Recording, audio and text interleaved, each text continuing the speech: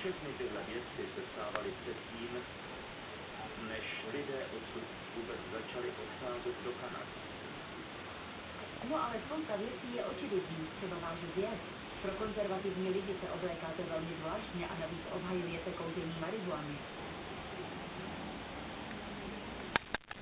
No a mohou oni říct Bohu, že to není legální.